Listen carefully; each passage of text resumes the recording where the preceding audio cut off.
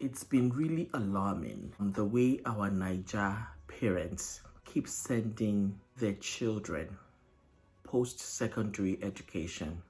Hello everyone and welcome back to my channel. My name is Alli and I welcome you back to my channel. If this is your first time here, welcome and welcome again. Thank you so very much for tuning in today. I greatly appreciate you. And to my old family members, my Alli fam, welcome back. Thank you so much for tuning in today. Thank you for your love as well as for your support. I greatly appreciate each and every one of you. On this channel, we'll talk about faith, family, and lifestyle. So welcome once again. On today's video, right, it's been really alarming the way our Naija parents, that is all I know. I'm gonna speak for Naija because that's what I don't know if other African parents are doing it, but as far as Naija is concerned, I'm gonna speak on that. The way our Naija parents keep sending children out of Nigeria, outside of Nigeria for post-secondary education. Please, and please, one more time. If either parent, whether the father or the mother, are not going to be with the children, with these youth in this abroad that you're sending them forth into, please don't send them. Most especially when you're sending them to all these countries, whether the UK knew, whether the US knew, whether Canada, whether anywhere aside from Nigeria. You're not going to be there. You have no guardians for them that can watch over them, that can be your eyes to see things like you will, to watch every step that they take, to be there for them. That will be your ears to listen attentively to these children and what they're going through, what they're facing.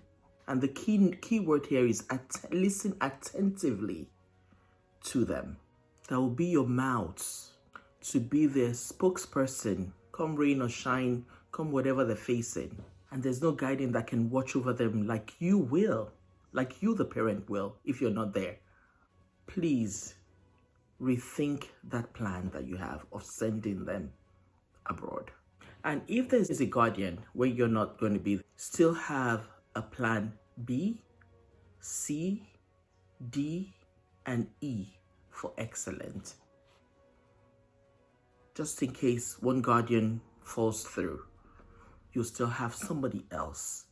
Some of these children, right, never lived with anyone outside of their immediate family members. They never lived outside of their home. Some of them go outside of the home, of the family home, only to go to boarding school, secondary boarding school. And once they're done with the boarding school, it's off to the abroad. So they weren't exposed or had no idea what it's like to live or be on their own without any family member with them. No idea.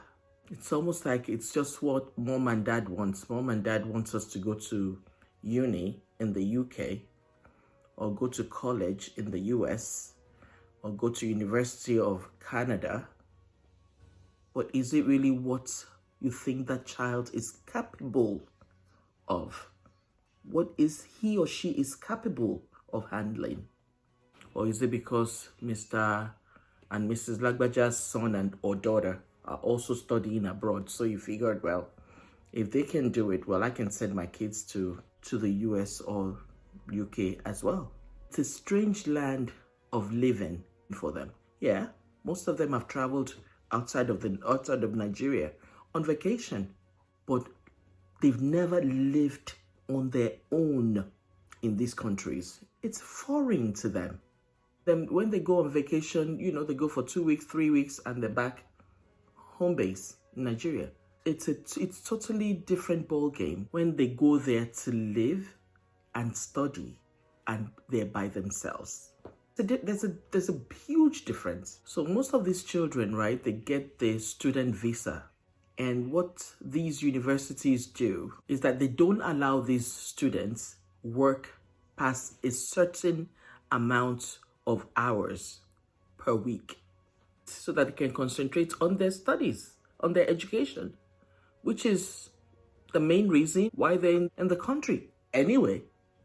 So they're working only a certain number of hours and they have bills to pay. And when ends cannot manage financially, a lot of them drop out of school.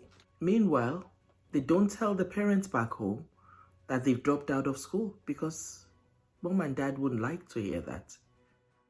Take a listen to Peter. He came to Canada in 2023. Yet, his parents don't know anything about his situation. He said his mother will be shocked when he sees this video. Take a listen. He's only 25 years old. Peter, sir. Peter? Yes, sir. Okay, where are you from? From Nigeria. When did you come to Canada, bro? 2023 December. And what was your experience when you came? I came in as a student. I was doing good, but all of a sudden, my dad, who was my sponsor, fell sick. He got stroke. So they were unable to support me again. I became homeless. And so you're homeless right now? Yes, sir. How old are you? Just 25 years old. 25 years old. Do not come here on your own without having someone that will guide you. What do you need the most right now? Shelter will help me the most. Are you in the shelters right now? No. Warming shelters? No warming shelter. They're open. I don't know anyone around here. Okay, after this, I'm going to tell you. When I was my future, I was able to finish with school. You did? I did finish. Oh, okay. When I want my future to go back to school, just be successful and get out of this. It's not easy. What if your family sees this video? If they see this video, especially my mom, she'll be surprised. You're here alone. Of course you're gonna struggle, bro. You know what I mean? I know. Don't think that they will hate you. Do you know? That's your family, bro. They'll love you no matter what, you know? They don't even want to understand what they're going through or what they're facing anyway. So once they drop out of college or uni, because they're on student visa, they fall out of status. These children have to pay for their rent. Nothing is free in all these countries. It's not free. They can lure you with anything, but nothing is free. They have to pay electricity. They have to buy bus pass to go back and forth to their schools. Lucky ones amongst them that have cars have to get insurance. It's mandatory. They have to get insurance coverage on the vehicles, and they have to fuel it and maintain the vehicles. And these are youth. These are youth that didn't have to handle all these expenses such as this since they were born. Mom and dad did everything, paid all the bills. They've never had to live alone or had to face all these expenses that they're facing. Mom and dad did it all. Even in Nigeria, before they threw them on the planes, mom and dad paid it all. Kept thinking, how am I going to pay for my, next semester, room and board, which was going to be rough. And how am I even going to take care of my feeding? The guy had a plan. And I had to think twice about, what I was going to do. So the second semester came. He told me, can I talk to the school to see if they can let me live off campus? And I went to talk to them. They said, no. I signed a contract, so I have to follow through with the contract, which made everything, rough. But I was lucky enough, this family, offered to buy me groceries, So basically, all I had to do was just eat the cafeteria food, and they were bringing me groceries on the side to help me out. So what I did was I applied, when school reopened, I applied for a job at the cafeteria, which was the best decision I made. If you're an international student, you think you don't have enough money, I'll suggest applying to a job at the cafeteria will be a good bet for you, because then after work, you get free food, even in some places. Expect them to flourish at this in a foreign land? Come on. Well, Canada is a good country, but for those thinking you come here, you make money and everything, it's not as easy as you think. You would make it eventually, but you can't just think it's going to be easy. You'd really work hard, and it's going to, because there are a lot of Canadians too who are not having it easy. A lot of people here in debt. A lot of people who even moved from Africa here as well are not doing good, and one like me, I'm having it very tough right now. It's never been this tough for me. I used to do delivery before, but to get by when I got my work permits this year, but now it's really tough because I lost my phone and the e-bike I borrowed was stolen as well, and now I owe the person about $700. Yeah, so. And you came to Canada alone or with family? Yeah, I came alone. Like, my mom sponsored everything. My parents actually, my dad actually supported a little. And when you talk to them now, like, what are they saying to you? You know, the thing is, my mom would still have been able to support me, but after the COVID, like, the borders were closed and her main source of income is import and export. She also deals with agriculture, but I don't even like to disturb her because I know what she's passing through back home herself. Like, she had to even sell her car. So I don't like to trouble her. I know if she had, I don't even need to ask her. Standing right here. You're on my property, man. You're in my doorway, man. The argument at Bob's, man. What happened since then? Yeah, we reconciled. We became great friends after that. No way. Yeah, like I go to buy things from him now every day. He asks me how I'm doing. That's we talk amazing. about best outfits. So you guys were able to laugh about it after? Yeah, we laughed seriously about it. Like, even talked about the Jesus Christ thing. Like, it amused him too. Jesus Christ! All right, bro. So, what is your name, man? Marcel by Yusuf. Where are you from? Nigeria. And so what brought you to Canada, bro? Well, initially I came as a student, international business, but it's not been easy since last year. Like, I was in school and everything. I have sickle cell anemia. I had to leave school, not just because of that, though, but for other financial issues. Any Nigerian would understand what I'm talking about. Like, last night, where did you sleep, bro? Well, I left the shelter. I don't have a place of my own now. So last night I slept in the street bus after I left the hospital because the cold, made me very sick and all of that. You got housing? Yeah, I got my house, Unit 3 Avenue. Congratulations, bro. That's something I done. What was it feeling when you first walked in and they gave you the keys and shit? Whoa, it felt like peace. Well, you have to go to the hospital, bro. You have to go to the hospital. Marcel, bro, you have to go to the hospital, brother. Yes. You're lying. Yeah, man. You have to go, fam. He's gonna chop off both. You're gonna chop it off.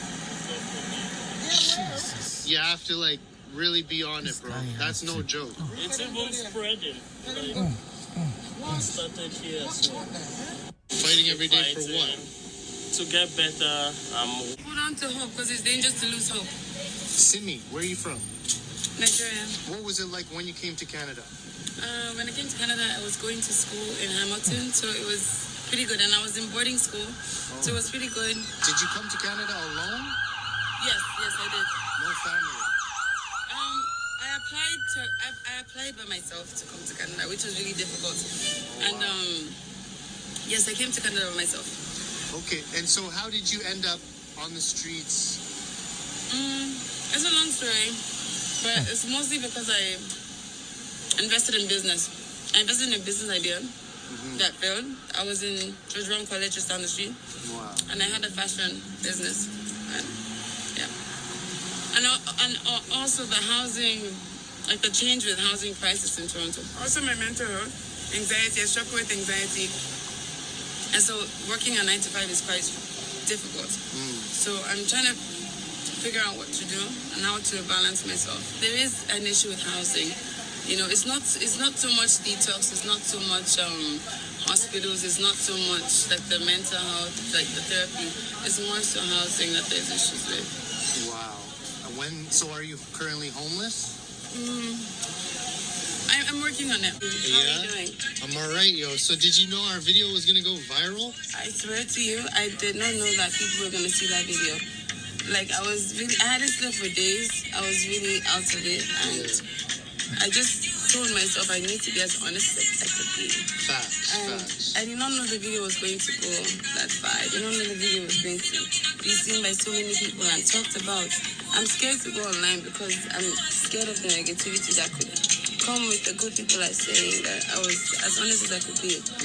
And, you know, I appreciate people that support me and people that have seen my work before and are trying to encourage me to go back to my work. And I'm really grateful. A committee of Nigerians from Halton came to see me today, and they brought food. Her name is Nana. Wow. They brought food. They spoke to us. They said they're coming back on Monday to follow me to Service Ontario to get my ID card. Nice. I'm really happy, you know, that I have the support because I needed encouragement. I've been in this country since 15 years old without mommy or daddy. And, you know, my family members are taken aback by the video because, you know, they didn't know I was going through so much after being laid off, you know, by my security company. But I'm trying my best to figure out my housing, figure out detoxing, and figure out how to just get back on track. Right. Like, well, you look good, yo. You look nice. You look fresh. Thank you. My goal is to get back to work and get a place. Yes. You know, and then plan myself by the grace of God. I think you're closer than you even think. You know what I mean? I hope so. I hope so. You are. Is there a last message you want to put out? I'm really grateful. Thank you to everyone. I can actually take steps to owning up, you know, my story and propelling myself forward and humanizing mental health in Nigeria and around the world. Come on. Some of them, their parents were supporting fully. I give it up to them. But since naira to pounds, naira to euro, and so on and so forth, has been skyrocketing, it's been difficult for some parents to even do the exchange and send money to these children.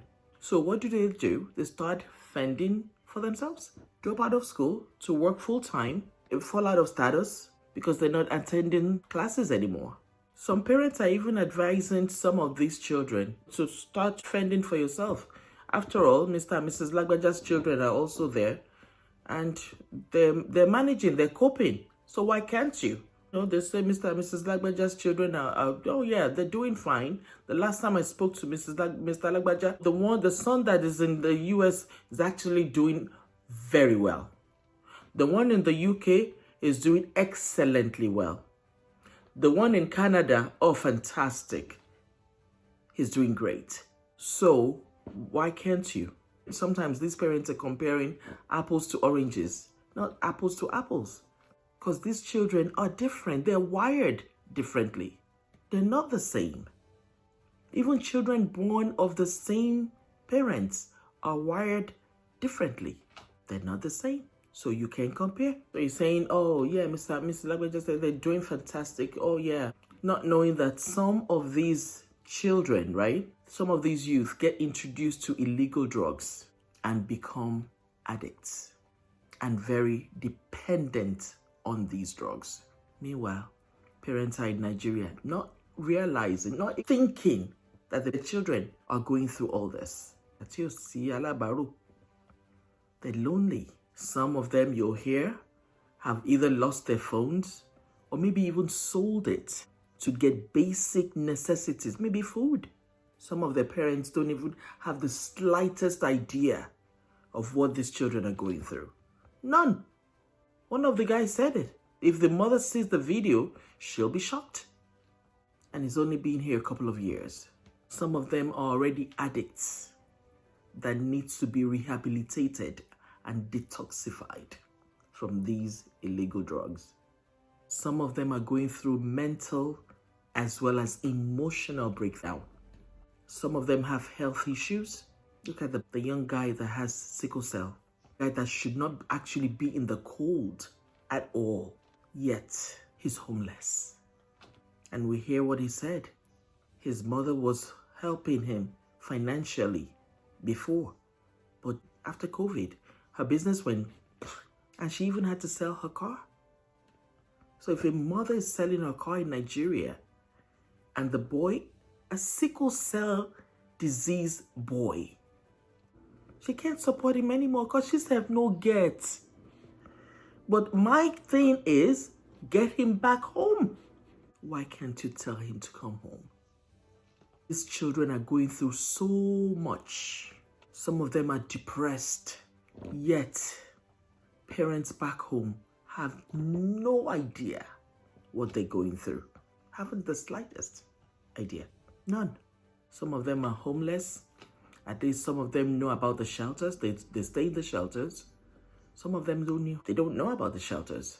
You heard it in the video. Or some of them sleep on the streets of these foreign lands. Yet, mommy and daddy in Nigeria think, our mommy facing his studies squarely in a matter of maybe 2-3 years, or my graduates from University of Toronto or New York University. They have no idea that these children are homeless or what they're going through mentally, emotionally, health-wise. These children are lonely, they're depressed, and they're traumatized.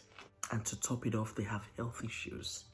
They don't have money to cover their expenses. They beg for food. And I'm sure some of them might even be selling their bodies for money. And this is all to cover their expenses. But that's what they do when there's no money coming from anywhere. And these children, well, I think not even the children. I think it's mostly the parents don't want them to come back to Nigeria. They don't want them to come back home because of the stigma. Mrs. Kinney, wọ́n forí tì ní títí orí wọn máa fẹ́ pàdánù, títí wọn máa fi kú dànù. Wọ́n forí tì ní. So you know what? Hang in there, my boy. Hang in there, my princess. Hang in there. With everything that they're going through, with being homeless in the cold. Hang in there. A lot of these parents are afraid of the stigma of Boshelo Lushebo. But my question is, would you rather deal with Boshelo Lushebo than getting a phone call from a stranger breaking the news to you that the lifeless body of your child was found on the streets of New York City? Wouldn't you rather have them come home and then you face it squarely? Whatever it is, show them love and compassion and let them begin again. And in the case of Boshelo Lushebo, actually it's not Boshelo Lushebo, because these children were actually doing better in Nigeria before they left for this foreign land, because they had family around that showed them love. They had everything around them. If not for anything, they had family. They had people that showed them love and compassion. Don't just toss them in the foreign land without nobody. No guardian, no parent, no family. Don't get me wrong, if you do have family members, but listen, some family members have their own issues as well. Get him back home, or they'll bring him back to you in a body bag, or they'll bury him just anyhow. Parents that are not with their children in the abroad, or whichever country that abroad is, please, please, and please check up on them periodically. And if you can't assist them financially anymore, please get them a one-way ticket back home. Forget the stigma. Forget what people will say. They will talk about you for a while, and everyone has their own dirty linens that that they're not spreading outside. So they'll talk about it for a while and they'll move on to the next story. But your child will still be alive and not on drugs. These children are the future generation, and it's really heartbreaking as a mother to see these videos and see them going through all this. Is it really worth it? But just because the other people are doing it, me too, I want to belong. No. Now, the 25-year-old said his dad had stroke. He was the one supporting him financially. He can't support him anymore.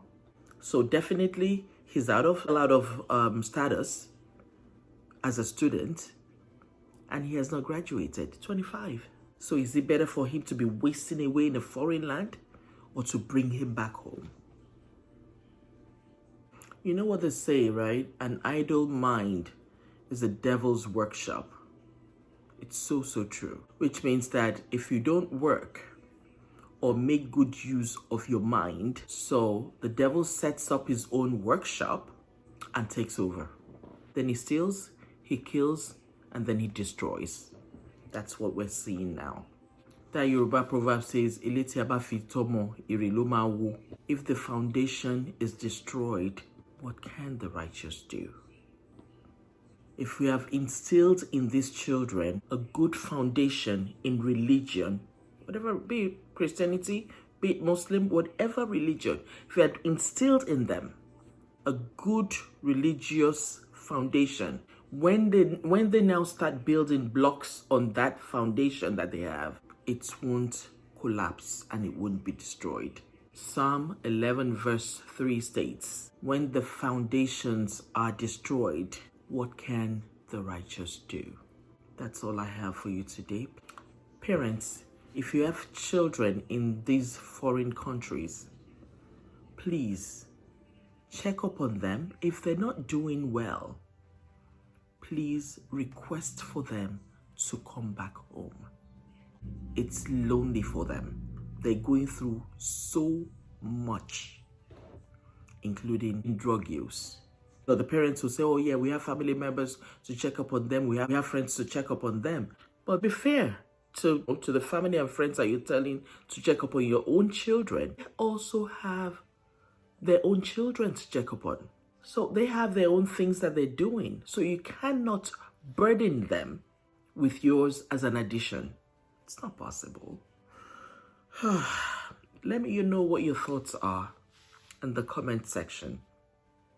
It's just so heartbreaking and very disheartening to see all these children go through so much. As a parent, it's heartbreaking. Very much so. If you've not subscribed to this channel yet, please find it in your heart to like, share, comment, and subscribe to this channel. Become a member of this great family of ours. Until next time, I leave you with love, peace, and joy always. Bye.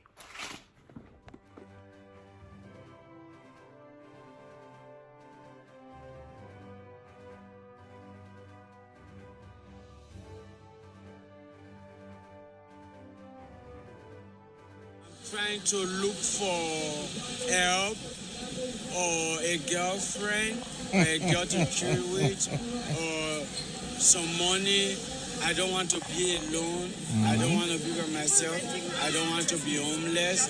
I want to associate myself in the community, but I'm becoming a nuisance. I'm becoming home alone.